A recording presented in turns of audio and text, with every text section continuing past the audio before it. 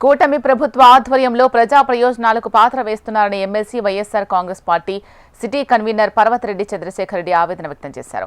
నెల్లూరు నగరం నుంచి ప్రవహించే జాఫర్ సాహెబ్ కెనాల్ కరకట్టపై ఏర్పాటు చేస్తున్న స్ట్రీట్ వెండర్ మార్కెట్ ద్వారా 10గురికి ఉపాధి కల్పించడంలో తప్పు లేదు, కానీ ఆయకట్టు ప్రాంతానికి సాగునీటికి ఇబ్బందికర పరిస్థితులు తలెత్తుతాయని ఆయన పవర్ పాయింట్ ప్రెజెంటేషన్ ఇచ్చారు.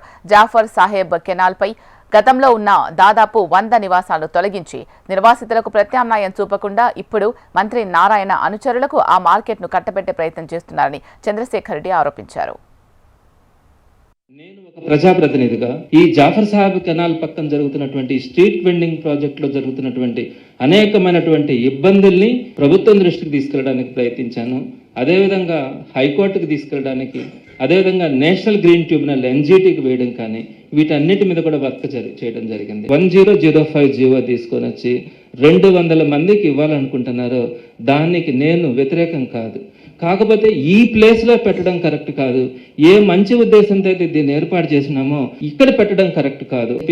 డిసెంబర్ 26వ తారీఖున నేను హైకోర్టుకి వెళ్ళాను. ఇది కరెక్ట్ కాదు. అన్ని రకాలైనటువంటి ట్రాఫిక్ సమస్యలతో పాటు, పొల్యూషన్ సమస్యలతో పాటు, నేషనల్ గ్రీన్ ట్రిబ్యునల్కి సంబంధించినటువంటి దీనికి కానీ మొత్తం అన్ని రకాలైనటువంటి సమస్యలు దీని మీద ఉన్నాయని చెప్పి నేను హైకోర్టుకి వెళ్ళాను.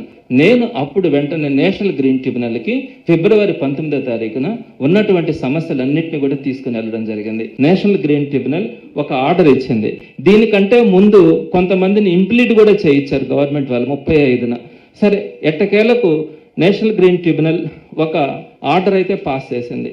ఈ పాస్ చేసిన దాంట్లో ఏం చెప్పారంటే, ఏదైతే ఈ 6 మెంబర్స్ కమిటీ ఒక రిపోర్ట్ ఇచ్చిందో, అండర్ గ్రౌండ్ డ్రైనేజ్ని మీరు 13 కిలోమీటర్స్ తీసుకెళ్ళి అక్కడ మీరు ఆ వాటర్ని అంతా కూడా మళ్ళీ ప్యూరిఫై చేస్తామని చెప్పి ఒక సిస్టమ్ చెప్పినారు, యూజీడీ సిస్టమ్ని. ఆ యూజీడీ సిస్టమ్ని అదేవిధంగా వెనకాల మెష్ కట్టడం కానీ, అలానే ఎక్కడ కూడా ఎన్విరాన్మెంట్ అన్నది డిస్టర్బ్ కాకుండా, ఆ వాటర్ పొల్యూట్ కాకుండా వీళ్ళు కేర్ తీసుకుంటామని ఏదైతే మాటలు చెప్పినారో, ఇవన్నీ పూర్తి చేసేంత వరకు ఎలాంటి పరిస్థితుల్లో మీరు ఈ షాప్స్ని హ్యాండ్ అవుట్ చేయడానికి లేదని చెప్పి నేషనల్ గ్రీన్ ట్రిబ్యునల్ ఆర్డర్స్ ఇచ్చింది. నారాయణ గారిని కూడా నేను ఒకటే రిక్వెస్ట్ చేస్తా ఉన్నాను, మీరు ఆలోచించండి, పేద ప్రజలకు మంచి చేయండి, డెవలప్మెంట్ గురించి ఆలోచించండి, అందరికీ ఉపయోగపడేలాగా మంచి నిర్ణయాలు తీసుకుంటే వైఎస్ఆర్సీపీ మీకు అండగా ఉంటుందని కూడా నేను తెలియజేస్తా ఉన్నాను. అంతేగాని ఇలా ప్రజలకు ఇబ్బంది కలిగే పరిస్థితులు, మీ కార్యకర్తలు మీ నాయకుల కోసం నెల్లూరు సిటీని తాకట్టు పట్టే పరిస్థితి ఉంటే మాత్రం ఎటువంటి పరిస్థితుల్లో వైఎస్ఆర్సీపీ ఒప్పుకోదని కూడా తెలియజేస్తా ఉన్నాను.